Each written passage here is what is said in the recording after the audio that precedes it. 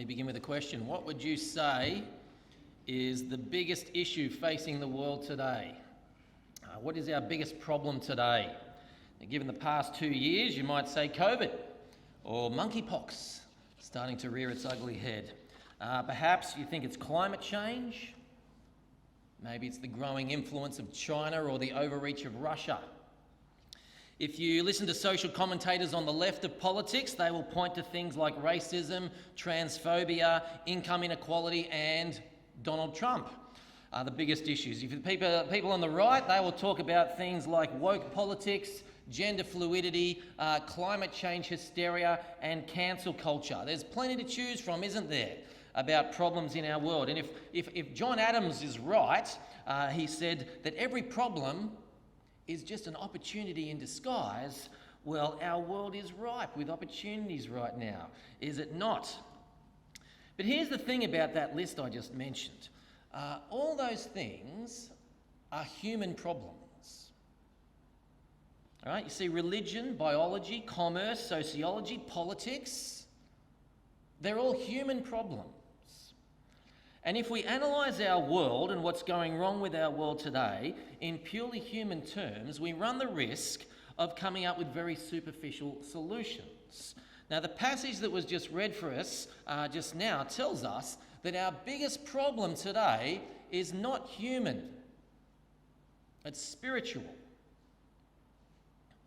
Revelation 12 and Revelation 13 form a third interlude in the book of Revelation. So we've seen a couple of interludes so far. If you recall, Revelation 7 was an interlude between the 6th and the 7th seals, okay? And that interlude explained how God's people are protected. And then Revelation 10 we saw was a second interlude. Revelation 10 came between the 6th and the 7th trumpets, and that told God's people how to handle God's word. And then Revelation 12 and 13 that we're looking at over 2 Sundays forms a third interlude, this time between the trumpets, the 7 trumpets, and the 7 bowls. And this interlude that we're looking at today pulls back the curtain of history to show that our biggest issue in life is not physical, it's spiritual. The message of Revelation 12 is that we have a great adversary called Satan, who is very powerful and very rageful. And this dragon, as is described in this passage, uses his power and his anger to attack God's people. And here's the thing, if you and I are not ready for those attacks, if we're not aware of those attacks, if we're not equipped to face those attacks, then we're basically sitting ducks to this most dangerous of foes. And the point of Revelation chapter 12 is firstly to open our eyes to the very real spiritual battle you and I are in, but also to give us the weapons we need to defend ourselves. But on top of that, it's just an amazing passage. All right, my family read the Bible every night after dinner, and whenever we've finished one book of the Bible, I always ask my kids, what do you want to read next? Pretty much every time they just say The Woman and the Dragon. All right, everyone loves a good dragon story, do they not? And so look, I've got 4 points today to help us unpack this amazing passage. You can see it on your news sheet. So we're going to begin by looking at who is the dragon in this passage and what is he up to. So I've titled that, The Dragon's Plans. We're then going to see how comprehensively these plans continue to fail. So I've titled that point, The Dragon's Defeats, plural. With point 3, we'll then outline how the dragon has responded to this continual defeat. I've titled that The Dragon's Rage. And we're going to conclude by looking at how it is you and I can defend ourselves against this rage, which I've titled The Dragon's Kryptonite. And this is where the real gold of the passage is going to be found. All right, Satan hates it when Christians are taught how to use these weapons against him. So let's dive in and see if we can not resist this very dangerous foe. Look at the dragon's plans, the dragon's defeats, the dragon's rage, and the dragon's kryptonite. And our passage begins, Revelation 12, with a great sign, this time, a great sign appearing in heaven of a woman, a radiant woman, verses 1 and 2. And then we've got this big red dragon that shows up on the scene in verse 3. But as we've been learning across this series, we're not to take this imagery literally, all right? So Revelation is what is called apocalyptic literature. It's literature revealing the future. And apocalyptic literature is to be read symbolically unless otherwise stated. Now, you may say, well, hang on a minute, Brendan. I thought that as evangelicals, we're supposed to read the Bible literally unless otherwise stated. And that's true, except when it comes to apocalyptic literature. Okay? And the reason we know this is because the Bible tells us so. So we're actually introduced to apocalyptic literature all the way back in the Old Testament. Right? So for example, in the book of Daniel, King Nebuchadnezzar has a dream of this enormous statue, and the statue has a gold head and a silver chest and bronze thighs and iron feet. But when Daniel interprets this dream, he says that each of those sections represents, symbolizes a different kingdom that is going to arise in the future. All right, so the Bible itself tells us to read apocalyptic literature symbolically unless otherwise stated. And we see this again right here in our passage, all right? We're told in Revelation 12 that the dragon represents Satan. It's right there in verse 9, all right? And this dragon, we're told, has 7 heads. Now, what does that mean? It symbolizes that he's setting himself up as this perfect ruler, right? The number 7 is the perfect number, according to the Bible. And he's got 10 horns. Now, horns in the Bible symbolize military strength. All right, so in the very famous words of George W. Bush, this dragon is not to be misunderestimate. All right, so we've got the dragon, then we've got a child, and verse 5 tells us the child is the Messiah. Okay, when the phrase, he will rule the nations with an iron scepter, that is a quote from Psalm 2, and Psalm 2 is about the Messiah.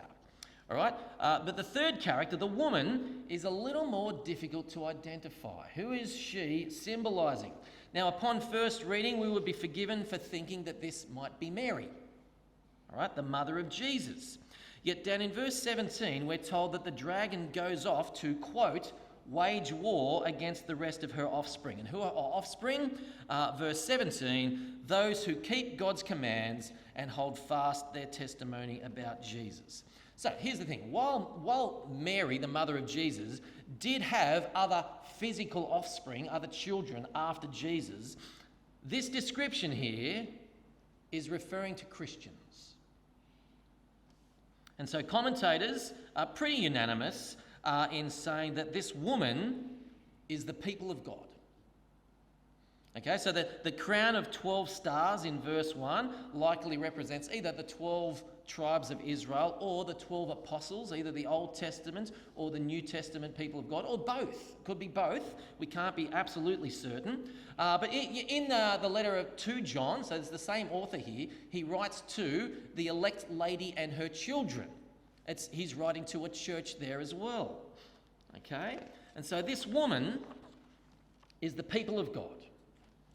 And the people of God technically gave birth to Jesus as well, didn't they? All right? And so what we're told then, so we know who the characters are, we're then told that as this woman is in the stirrups, all right, she is about to bring forth the Messiah, the dragon is there ready to, quote, devour her child the moment it was born. Verse 4. All right, it is a very grotesque image that we're being painted here. But what it shows is that behind King Herod's plot to kill the baby Jesus in Matthew chapter 2, behind King Herod was Satan. Behind the Jewish leaders who plotted to kill Jesus when he'd grown up was Satan. Behind Judas and behind Pilate was Satan. Right? What this passage tells us is that behind all human problems, and as bad as they may seem, is a terrible adversary bent on devouring the Messiah and his people. Right? The biggest issue facing our world today is Satan. Thankfully, behind Satan is God. As dangerous as Satan is, do not underestimate him. He is the world's biggest loser. And the reason Satan is the world's biggest loser is because he keeps taking on the world's biggest winner. And our passage outlines several defeats that the dragon suffers. Now, the first one we see in verse 7. Read it with me. Then war broke out in heaven. Michael and his angels fought against the dragon, and the dragon and his angels fought back, but he was not strong enough, and they lost their place in heaven. So this is describing Satan's fall from heaven. This is sort of his first great defeat. Now, from this passage and a few other passages we sort of glean from around the Bible, we believe that in his enormous pride, okay, we can't be certain, but we believe in his enormous pride, Satan thought he could usurp God's throne. But what does he do? Like the Liberal Party and the Labor Party have been doing in recent years, whenever they want to see if they've got the ability to sort of overthrow their leader, they ring around to see if they've got the numbers, all right? And this is what Satan does. He rings around to see if he has the numbers to support his coup, and he builds an army of angels to try and kick God out of office. Now, that army, we believe, are the 1/3 of the stars that were swept out of heaven in verse 4. All right? But notice here, God doesn't fight the devil and his angels. Michael and his army fights the devil and his angels. Now, why is that? It's because, even though Satan likes to think so, Satan is not God's equal. In fact, Satan wasn't even up to the task of fighting the archangel Michael. Michael and his angels defeated Satan and his angels, who were thus exiled from heaven, from paradise forever. And what we learn from this is that only a fool would try to take on their creator. Yet Satan doesn't learn, sadly. He tries again when God the Son is sent to earth. But he's defeated once more. That's verse 5, and her child was snatched up to God and to his throne. Now, John sort of skips over a lot of the gospel message. He skips over Good Friday and Easter Sunday. He sort of goes straight from Christmas, the birth, to Ascension Day. All right? But his point is, the dragon is defeated here too.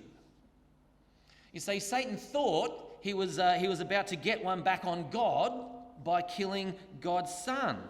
But what Satan fails to realise, even to this day we think, is that God only ever gives Satan enough rope to hang himself. Right? The reason Satan asked God if he could kill all of Job's family, steal all of Job's possessions, and take all of Job's health was so in the hope that Job would renounce God and thus dishonour God. And God let him do it, only to have the exact opposite of that happen. God was honoured through it, all right? And so it's the same with the cross. You see, Satan knew that Jesus was on earth to save people. Satan knew that as a perfectly righteous judge, God could not simply let sinners off. So Satan knew Jesus was here to rescue his people from their sins. And so he thought, well, I need to kill Jesus. The only reason God allowed him to do so was because, unbeknownst to Satan, that was how Jesus rescued his people. Right? By taking the punishment we deserve upon himself. All right? Once again, God gives Satan just enough rope to hang himself. The dragon's third defeat, and it's only hinted at in this chapter, we get a bit more of an outline later on in the book, but his third defeat hasn't happened in real time yet. It's going to happen on the last day. At the end of days, the dragon will be sent to the abyss for all eternity with all the other creatures who were foolish enough to rebel against their creator. Until that time, though, the dragon is still on the loose. And he is enraged.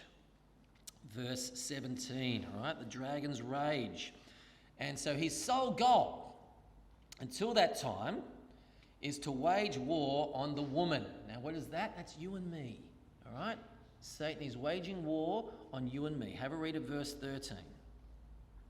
When the dragon saw that he'd been hurled down to the earth, he pursued the woman who had given birth to the male child. The woman was given the two wings of a great eagle so that she might fly to the place prepared for her in the wilderness, where she would be taken care of for a time, times, and half a time out of the serpent's reach. All right, three things with this. Firstly, the woman, the church, flies to the wilderness. All right, and the wilderness in the Bible is both a symbol of testing and a symbol of provision. All right, so God tested the Israelites for 40 years of wandering in the wilderness, but he also provided for them in the wilderness. And in the same way, the church is going to suffer for a time. We're going to be tested for a time, but we're going to be cared for by God. Second, the church is going to be in the wilderness for a time and times and half a time. Now, what does that mean? Well, it's another way of saying 3.5 years, or 1,260 days, verse 6. Now, we've seen this number before. It came up a chapter or two ago. But what does this 3.5 years refer to? Well, to ancient Israelites, 3.5 years was a famous number. It was a famous number to them, right? So if we were to say to Americans today, if you were to find an American and you were to say to them, 7 years ago, they would know straight away what you're talking about. That is a famous number to them. It is the time period between the Gettysburg Address and the signing of the American Declaration of Independence, right? It is a famous number for Americans. In the same way, 3.5 years was a very famous number for Israelites. Now, why was it a famous number for Israelites? It's because 3.5 years was how long the Maccabean revolt went for. All right, the Jewish festival called Hanukkah, it's still around today, recalls the 3.5 years, that's from 167 BC to 164 BC, that the Maccabean family and a whole bunch of other people ran a guerrilla campaign against the very evil, the very tyrannical Antiochus IV Epiphanes. All right? And so when Revelation refers to 3.5 years, or when it refers to 42 months, or when it refers to a time, year, times 2 years, and half a time, all right, what it means is it is a long period of time. Imagine being at war for 3.5 years, like World War I went for 4. All right, it is a long period of time, but it is a limited period of time. All right. And so what he's saying here is that we, the church, are going to be in the wilderness. We're going to be tested for a long time, but that time will come to an end. And that time is between Jesus' first and second comings. All right, so 3.5 years is symbolic of the time period between Jesus' first and second comings. All right, we've got that in our head. Then thirdly, we are given the wings of an eagle. Now, the eagle was an Old Testament symbol of salvation, right? Being carried on eagle's wings.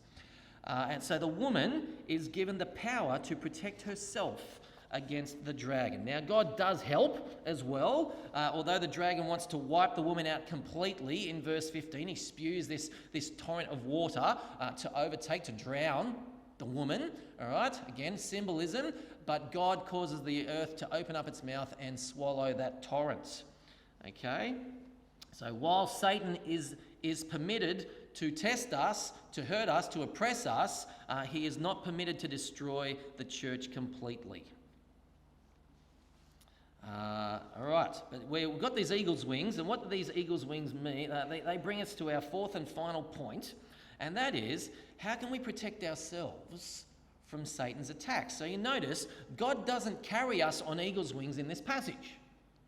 He gives us eagle's wings to carry ourselves, all right? So he's talking about weapons that we have been given to protect ourselves. And verse 11 tells us there are 3 weapons that the church has at its disposal to triumph over Satan. And like I said at the beginning, Satan hates it when Christians are taught how to use these weapons. All right? So this is his kryptonite. Have a look at verse 11. They triumphed over him by the blood of the Lamb, by the word of their testimony, and they did not love their lives so much as to shrink from death. This is the dragon's kryptonite. So we have three weapons here that Satan will do everything in his power to stop us from using. The question is, are we going to let him stop us from using them? There's a famous speech that I mentioned before, a little while ago. It was given at the very first American Super Bowl by the coach of the Green Bay Packers, Vincent Lombardi. Now, Vincent Lombardi, most Aussies haven't heard of him, but he is considered by many to be the greatest sporting coach in human history. All right, so the Super Bowl trophy is actually named after him. And at the halftime of the very first Super Bowl, this is back in 1967, the Green Bay Packers were up against the Kansas City Chiefs 14-10. But here's the thing, the Chiefs had outplayed the Packers. They'd won more yards, they'd won more first downs, and they'd just scored right before the whistle. They had all the momentum. And during his traditional halftime address, the coach Lombardi stood up and he folded his jacket over the chair and he walked to the front slowly. And as he was walking to the front, he said, "Look, I want to talk to you, men. I want to tell you something." He said, "You've just played 30 minutes of football, adjusting to Kansas City. You've probably experienced everything they've had to throw at you, and you've survived. But now, I want you to play 30 minutes of Green Bay Packer football. All right, let's see if they can adjust to you." Now, friends, in our spiritual war with Satan, there are two options. We can either adjust to his game plan or we can make him adjust to ours. So our first weapon in doing this is the blood of the Lamb. All right? Satan hates this weapon. Do you know why? It's because it takes away his right to accuse Christians. Have a look at verse 10. "For the accuser of our brothers and sisters, who accuses them before our God day and night, has been hurled down." Satan loves accusing Christians of sin. Do you know why? Because it hamstrings us. Right? When Christians are weighed down with guilt and shame, we think things like, "Oh, look, God doesn't want to hear my prayers this morning. God doesn't want the likes of me telling other people about Jesus. I'm not worthy to serve him. I'm too sinful." Right? Do we ever find thoughts like that sneaking into our heads?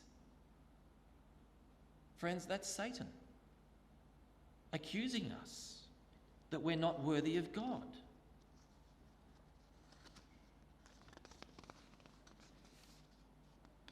What Satan hates is when Christians realise that the blood of the Lamb has paid for every sin we've ever committed and every sin we ever will commit. Right? So every time Satan tries to accuse Christians before God, Jesus stands up and says, "Objection, Your Honour. That sin has already been paid for in my death." And God says, "Sustained." Friends, when Satan places those nasty thoughts in our head about not being worthy of Jesus, do not entertain those thoughts. That's adjusting to Satan's game plan. Right? Instead, we make him adjust to ours by reminding ourselves that we are forgiven through the blood of the Lamb, and that Lamb wants us on his team. He loves us. And he wants us fighting for him. That's the first weapon. The second weapon is the word of their testimony. It is telling people about Jesus and about how amazing he is. And let me tell you, Satan hates Christians sharing their faith. Do you know why? It's because the way 99% of human beings come to faith in Jesus is by being told about Jesus. Now, maybe there's a few people out there that pick up a Gideon's Bible in a hotel room when they've got nothing else to do, all right? But the overwhelming majority of people, the way that God usually saves people is by Christians telling them about Jesus. And Satan will put all manner of thoughts into our heads to discourage us from doing this, all right? Oh, they're not going to listen to you anyway. You don't know enough to tell people about Jesus. Oh, it's not the right time now. Let's wait another week or two. Well, they'll look down on you. They'll reject you. Or how about they'll never come to church, no matter how many times you ask. Right? We had thoughts like that in our head before. Only every day, Brendan. But friends, they are Satan's thoughts. And when Satan puts those thoughts in our head, don't listen to them. That's adjusting to Satan's game plan. Right? Instead, let us make him adjust to ours. Let us make him have to go on the defence and deal with the invitation we've just put out to someone. Telling them to come and meet our amazing Saviour. Third and final weapon against Satan is not loving our lives so much as to shrink from death. All right, Christians around the world today still face this problem. So the example we used in Bible study this week was if a terrorist puts a gun to your head and says, renounce Jesus or die, what do you do? Now here's the thing. Self-preservation is part of our design. It's actually a gift from God. That's why we get that cold shiver down our spine when we walk too close to a massive cliff drop. Right? We're supposed to love our lives. What Satan loves is when we love our lives more than Jesus. Friends, courage is not having the guts to do the dangerous thing. It's having the guts to do the important thing. Right? See, calling out someone for sexually harassing someone else, that might be dangerous depending on who you're calling out. It might blow back on us. But it's important to have that courage. Right? Satan loves it when Christians think their lives are more important than declaring our allegiance to Jesus. And he will put all manner of excuses in our head to do so. Oh, look, I can just recant later on. Think of the good I can do for the Lord Jesus if I'm still alive.